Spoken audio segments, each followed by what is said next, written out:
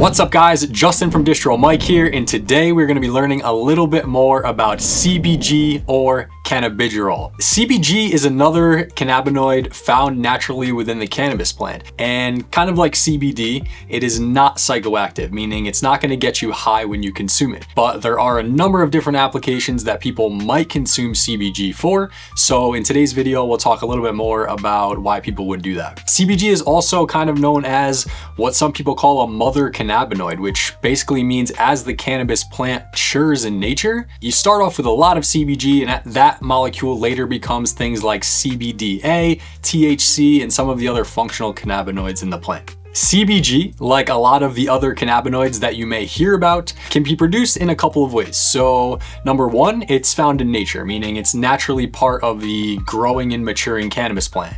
Like I had said, you start with a lot of CBG in a very immature cannabis plant, and as that plant reaches different stages of maturity, you're going to end up seeing that CBG transform into other functional cannabinoids. When it comes to making products that contain CBG, you're most likely going to find that CBG is made in a lab. Now, of course, the most natural way to do this is to extract CBD from a naturally growing plant, but the issues that come up with that are obviously volume, meaning how much can you get at a given time, and also consistency, meaning there are minor differences, and that's difficult when you're trying to make a consumer good. So again, most companies that are producing CBG products are taking CBG that's converted in a lab, much the same way that CBD is converted to Delta-8 or something like that, and then that very standardized product is later put into the end product. When it comes to the legality of CBG, it's going to be treated just like CBD just about everywhere. So in other words, because back in 2018, when the US federal government passed the 2018 Farm Bill,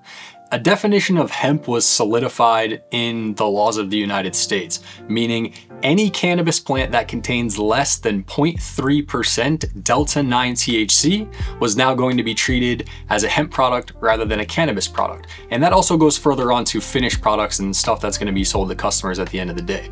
When it comes to CBD, you're going to see that all over the place. Again, you can find it even in health food stores these days, but CBG is now coming kind of secondary to that, as there are a number of different applications that are being explored as common uses for CBG products. Much in the same way that we suggest you check your local laws before you try any of these products, you should check out what the legal situation is in your direct area when it comes to CBG.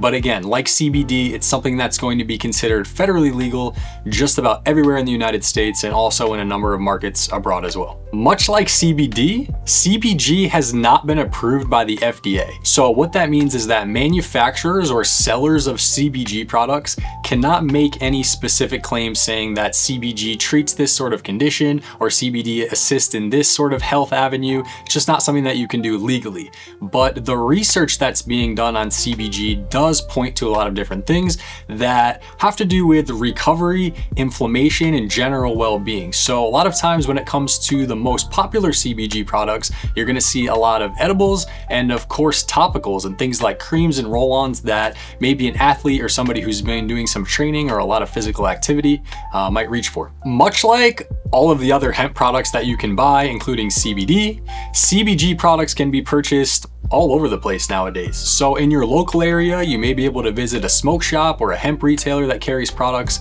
or you could go online and find just about every CBG product under the sun. The types of products you'll find also all over the place, meaning you might find topicals like roll-ons and creams, you might find edible products or sublingual tinctures, you may even find things like capsules or even vaping products that are going to help you get your appropriate dosing of CBG. When it comes to ongoing progress or future research, CBG is arguably at the forefront of that. Because CBG, again, is considered a mother cannabinoid, or the basis for a lot of other cannabinoids, and also for its various potential health uses, CBG is being studied all over the place for all kinds of different applications. So if it's something that you're interested in, stay tuned, because we will continue to produce information about all of those developments as they come out. That's about it for CBG. If you guys have any other specific questions about CBG or any of the other cannabinoids that we talk about in our videos, please shoot us a message. We would love to hear from you, and maybe we'll make a video about your question too. Until next time, see you guys later.